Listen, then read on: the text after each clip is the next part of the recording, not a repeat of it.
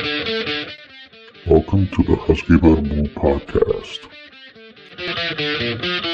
It's the sci-fi podcast, meaning that it's about nothing in particular. Welcome everybody to your newest episode of the Husky Barbu. This is your said Husky Barbu, Ariel. Hi. It's nice to see that you guys can see my face now, right? Yay. Let's dive in right away, shall we? Let's not go into any further stuff. So, stop me if you heard this one. Have you heard about the Will Smith and Jada Pinkett Smith entanglement issue? Yeah, like no one has heard of that one yet. Yeah. So I just thought that I should give my 2 cents about it. Here's the thing. This is a weird way to start a podcast, right? So if you didn't know, like 2 or 3 people that didn't know, I'll just give you the skinny right now. You know that Jada has her show on Facebook, Red Table Talk. The fact that I know that its name is embarrassing and frightening and raises a lot more questions than answers.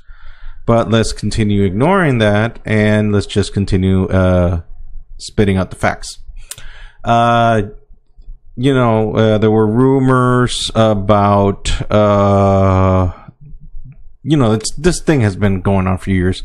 The rumors about Jada and Will Smith ongoing open relationship, that, that they seek other couples while they're married, is like they have this open marriage arrangement, whatnot. It's in the rumors and whatnot.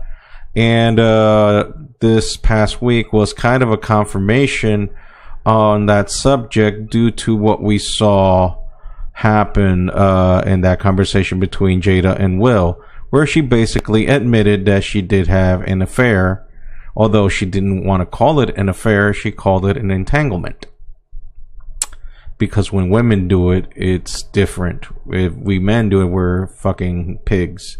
Now, I'm not trying to defend Will or regroup whatever honor he has left or defend their relationship. The thing is, whatever happens between these two is between those two, and if they have an open relationship, that's their business. If they don't, and it's just all conversations that they want us to have, and I mean us, I mean the people, the lay people out there that are not living the extravagant life that they are, that's their business as well. The main thing is that they have decided to stay together, even opening this can of worms to everybody. The rest of the details you might already know, and quite frankly, I don't feel the need to share those stuff, that stuff, because again, that's their issue, that's their stuff, and if you don't like how they're living their lives with tough pity, I would recommend that you have a good look at your own life and decide what you like there. In the meantime, leave them alone and let them have their fun, which apparently they are having plenty of. Now, in terms of people defending or making memes out of Will Smith, I'm like, look, I don't know the man's life. I've never met the man, and I don't know anything about them other than that what you read in social media or what you want to call the tabloids. But I would make the fair assessment, and I would apologize in advance for my colorful use of language, that the man been slinging dick since, I don't know, late 80s. Just an educated guess. Since the late 80s, he's been probably slinging dick like there's no tomorrow. And I have very little suspicions that has stopped in the last few years.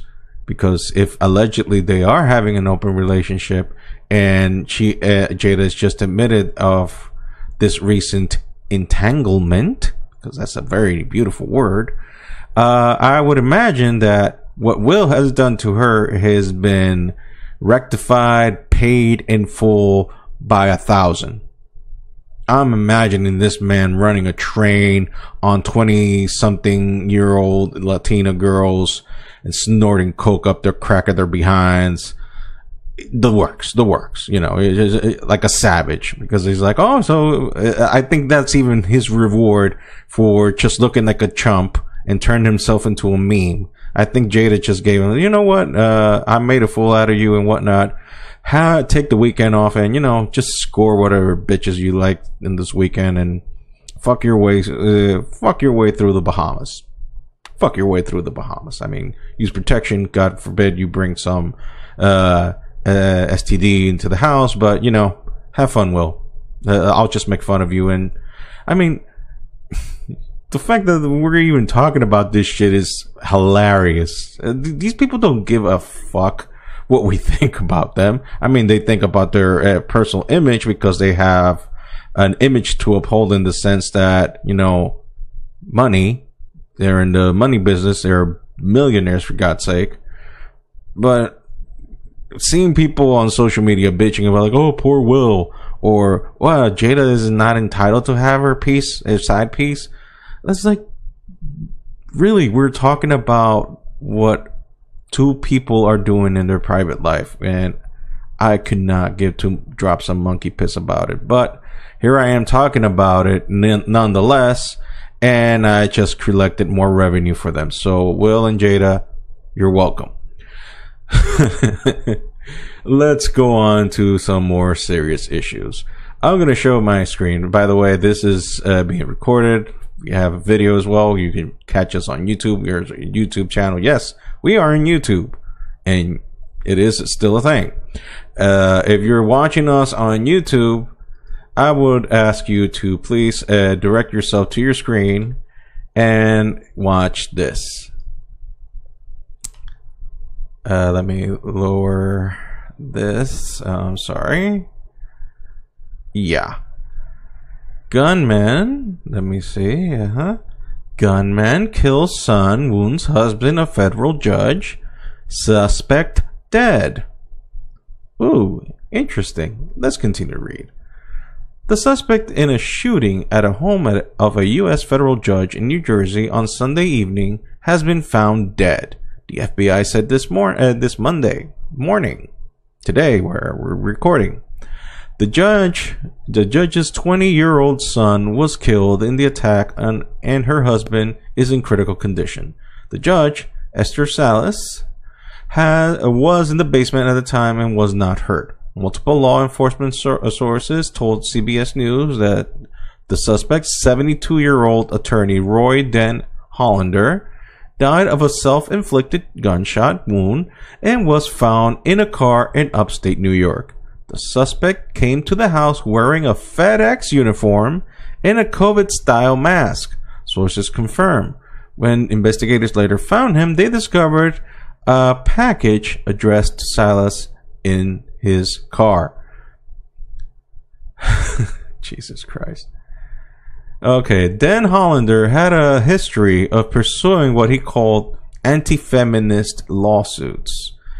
He had previously been an attorney in a case before Salas in which a female plaintiff argued that it was unconstitutional to prevent women from registering for the draft. I'm going to leave it there. Okay, if you are not aware of what I'm talking about and why I bring this case up, is because the judge in question, Esther Salas, is been assigned to investigate the money, where the money at with the Epstein case. And if that doesn't clear things up for you, I don't know what else does. This judge is in charge of investigating a very national broadcast issue with the Epstein issue, you know, the guy that allegedly killed himself, and now his girlfriend is in custody and has been placed on suicide watch, and also cameras are now happen to be magically turning off. Now, I just find weird that they already found an alibi. Like, you read this comic, then you already find the alibi. Well, you know, he has a history of anti-feminist lawsuits and whatnot. And he's going after this woman because allegedly he probably has a grudge against her and whatnot. If you believe that, I have a bridge to sell you. This is obviously some fabricated bullshit. This is obviously, I mean, I'm not big on conspiracy theories. Believe me, I don't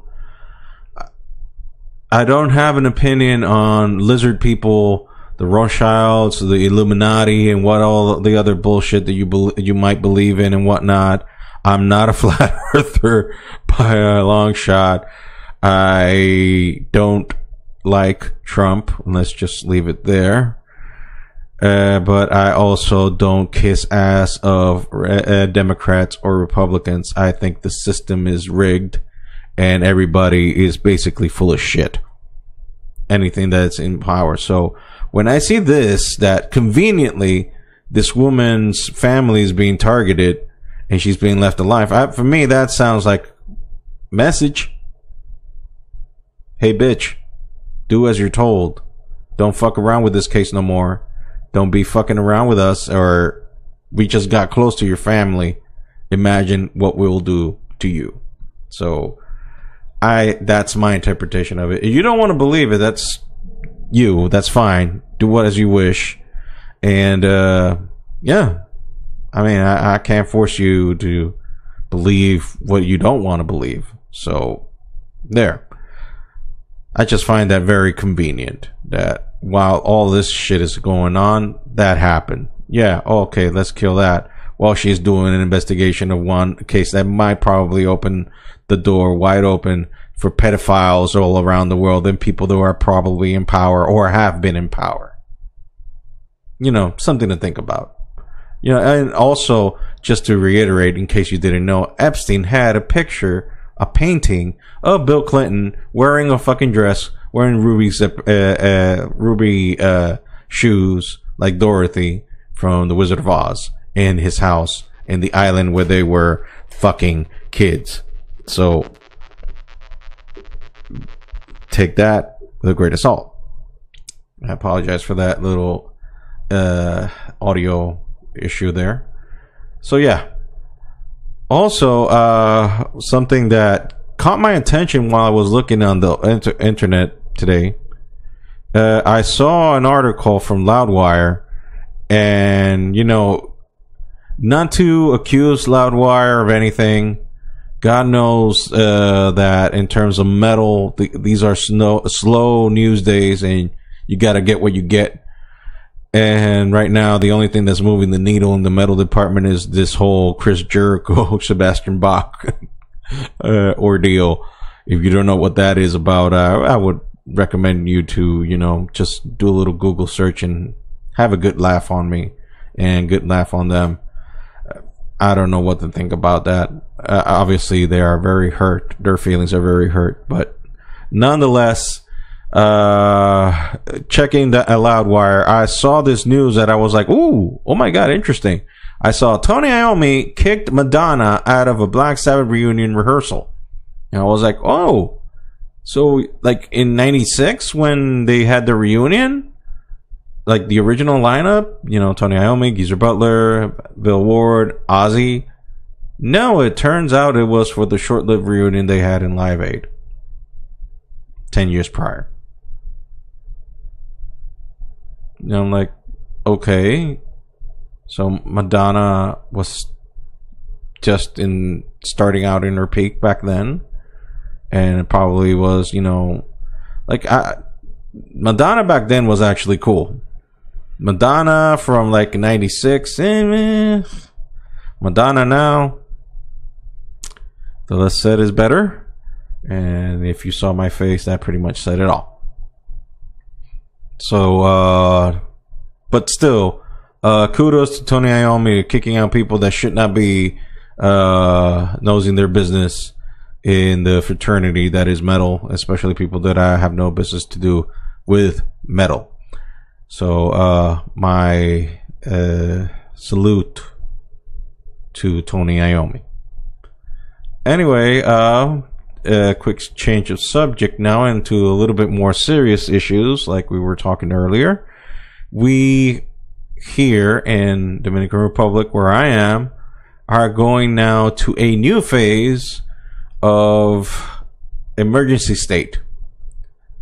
To give you the skinny on what is going on, back, state of the world, everything that's going on. Everything that's going on right now, as you can see, COVID is everywhere. COVID is running rampant, and we were in lockdown like everybody else in the world. But then, just a couple of weeks ago, or I should say, like almost over a month ago. Yeah, over a month ago. They started to release the country and letting us do what we need to do and whatnot. And, businesses were starting to open up again in normal business hours. They just recommended to people to, observe social distancing and whatnot, but there were no prohibitions, nothing. And businesses were starting to open up. I'm talking about here in the Dominican Republic, not talking about anything stateside. Then, a funny thing happened. Last week, people in their majority entered what I would only describe as a bestial state, because they started to congregate in groups, not observing social distancing, not wearing any mask, and guess what happened? COVID went to the fucking roof. I'm smiling for those of you who are listening, not watching the video. I'm smiling because guess what happened? This past week, the president that is now leaving because he lost the election, and there's a new president that was elected at the beginning of the month. But the leaving president, the departing president, is requested 45 days of emergency state with curfews. All the businesses that were open are now going to suffer. Hospital beds and clinics are filled to the brim. There is no more capacity to take people in almost the entire half an island. All because a group of people decided that it's best to hang out with people and throw caution to the wind and be fucking dicks. So thank you, idiots. Thank you, motherfucking idiots, for being dicks, for not observing social distancing, for not taking care of yourselves and wearing masks, and for spreading the fucking disease up the yin yang and fucking up all of our healths, and not only our healths, but our economy as well. So thank you, fucking idiots. I wish that you can go fuck yourselves and shove a fucking uranium dildo up your asses and let Mother Nature take care of the rest. Okay? Okay, good. Next issue. I needed to get that one off my chest. I really did.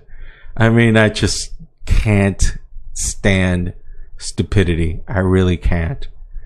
And when things are like so fucking obvious, I just go ballistic. I go apeshit. Another issue, just going back into the Hollywood thing here. Another issue that has been going on, lately in Hollywood, and this is very calls my attention because it's a very high profile case that's been going on for a while. And it's a case that calls my attention because a person was canceled out of a job due to a fucking bitch lying. And I apologize for the language. I have no other adjectives to give this bitch. What I'm talking about? Well, I'm talking about Amber Heard tells court she feared Johnny Depp would kill her. This is the bitch's last attempt to bury Johnny Depp. because in case you didn't know what's going on, or you have been hiding under a rock, Johnny Depp and bitch Amber Heard have been going through a separation, a divorce, and at first she presented evidence, quote unquote, stating that he was an abusive husband, that he beat the shit out of her, produced pictures of her with black eyes, bruised, and whatnot. And she's been showing, provided audios of him talking smack to her and whatnot. And at the beginning, I was like, well, if he's a piece of shit, then fuck him. Because obviously I don't want a man beating the shit out of a woman.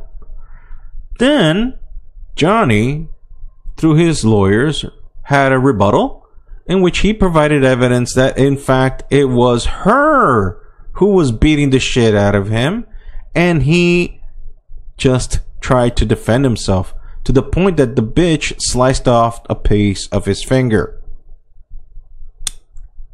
Now, the reason why I keep calling this excuse of a human being bitch is because it has come out to the attention in the past few weeks that both Johnny Depp's former exes, which I will not go into their names, but you know who they are, they're famous women. Winona Ryder, yes, is one of them, came out to his defense. And not only that, Amber Heard's maid came to Johnny Depp's defense, stating that this bitch is orchestrating everything. And the other two women that were in Johnny's life saying, I can't speak for what she's saying, but my experiences with this man has been different. Now, if you don't see something fishy here, then I don't know what to tell you. I really don't know what to tell you. But I believe that Johnny Depp is getting played by this whore.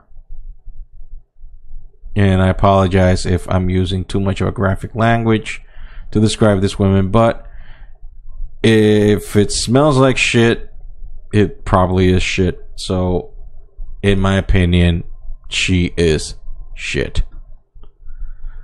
So yeah, there you go. I got that one out of my system as well. Now, let's talk about something more jovial. Pro wrestling. Like everybody gives a damn about pro wrestling, right? We all care about wrestling. You love wrestling. I love wrestling. We all love wrestling. Yay! This past weekend was an eventful weekend for wrestling fans all over the world because we had two pay-per-views running from two different companies. One was from Impact Wrestling, formerly known as TNA Wrestling, and WWE. We had from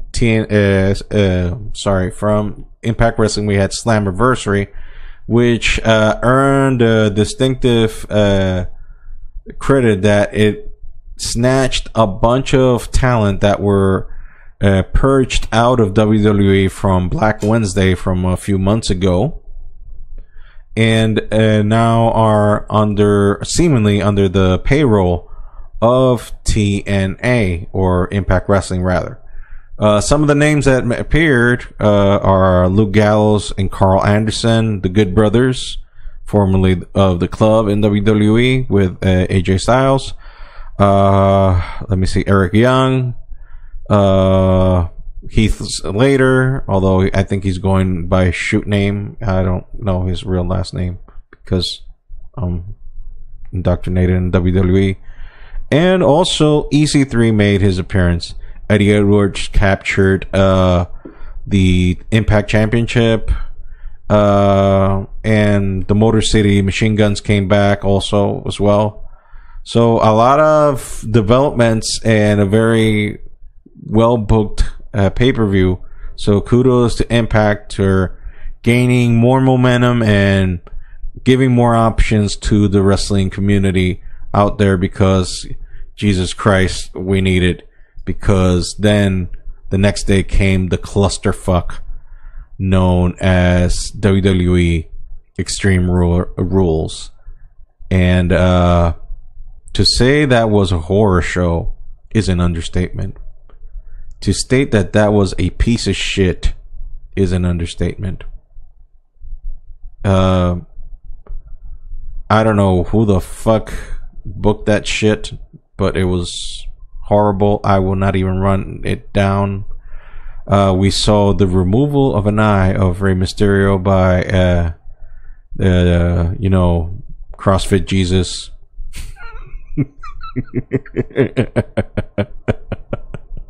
That was his old name, and then he kind of took that literally and then turned into the Monday Night Messiah, Seth Rollins, Mr. the Man, Mr. Becky Lynch himself, the man with the golden nut, because he impregnated the man. So the man with the golden nut, my shalom, l'chaim on that end, Seth Rollins.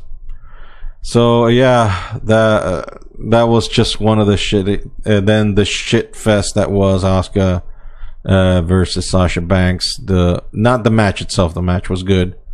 The ending, like, really,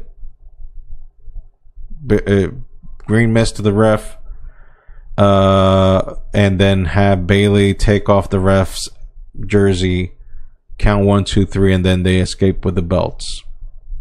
Because logic needs to be crucified on a monthly basis or a daily basis in WWE storytelling. I mean, pretty much, I guess that right now, the thing that's keeping the WWE network alive is the WWE decides to do every once in a while a new episode of The Last Ride for The Undertaker. I think that's pretty much right now what's keeping the network alive. So keep producing that, because your wrestling product sucks. It fucking sucks. Like, I don't know how Vince and company turn profit making chicken shit wrestling. It fucking sucks. And it's been sucking a while. I don't remember the last time I watched a full episode of Raw. I tried to last week. I tried to last Monday to watch a full episode of Raw. I could only digest 5 minutes of it, and then I just threw in the fucking towel and left, because it sucks. It absolutely sucks. It is horrendous booking, horrendous storytelling, and it's a fucking shame, because they have one of the best rosters in the world. They have some of the best wrestlers in the world. They have people that actually know how to perform the craft. And under a better direction, a better creative, they would be killing it right now. They would be gangbusters. They'll be fucking on top. But no, I think that, in my opinion, and I don't know dick about running a wrestling company. I don't know dick about running a company, period. I don't know nothing. I'm just a fucking fan that's been watching wrestling since I was 5. That's all. That's all my criteria expertise. So take my opinion for what it's worth. It probably is worth dick. It's probably worth nothing. I'm just a fan. But as a fan, I'm disgusted. As a fan, I can't fucking take the product anymore. There's no reason for me to keep a network for $9.99 when I'm just getting bombarded with shit. Back then, the only reason I kept the network was for NXT, because that's the actually only good thing that WWE produces in terms of wrestling. And I think they still do. There's a reason why there's an up and down battle with AEW every Wednesday, because both products appeal to what the people want. Now, my personal opinion is that please have Triple H run everything that has to do with booking, and have Triple H have a team there to manage Raw, SmackDown, and NXT, and let Vince handle the business side of things, because obviously if he knows how to turn a profit while we're in the middle of a pandemic, while the United States is in practically economical shutdown, he's a fucking wizard. Keep him running the business side of things. Praise Vince and have him keep running shit. But in terms of booking and actually running a show, leave him the fuck out. Him and Kevin Dunn can go eat a dick in that department. Get them the fuck out of there and let Triple H handle his shit, because he is doing good things in NXT. His bookings have been on point. Very little questionable things that is happening over there. I like what's going on there. I like how he books things. And it's actually the best wrestling product WWE produces. The best. It's 20 times better. A trillion times better than Raw. A trillion times better than SmackDown. Which is a shame, because both rosters, Raw and SmackDown, have great wrestlers in it. Both male and female. They have good people working there. They are just giving shit on a week in, week out basis. Now, before you label me an AEW mark, I would like to reiterate. I'm stupid. I would like to say this.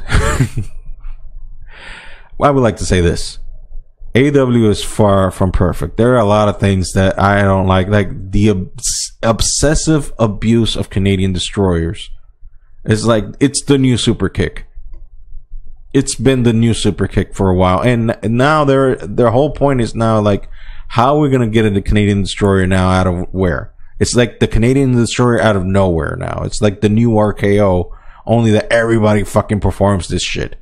It's fucking annoying to the point. And Tope Suicidas, it's practically like, I have friends that we talk about that we should do like a drinking game. How many Tope Suicidas and Canadian destroyers? We'd be fucking dead by the end of the show. After Dynamite, we'd be fucking dead. Like, how many super kicks? How many Canadian destroyers? How many Tope Suicidas? I'd be fucking dead. Fucking dead. With the level of alcohol in my system, Jesus Christ.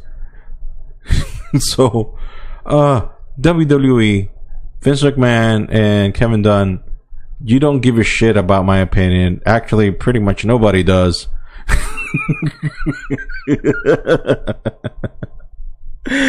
But if I may plead with you, good sirs, please stop fucking up a good product. You have an advantage over every single wrestling company in the world, but you have decided against I don't know what to turn your product into shit.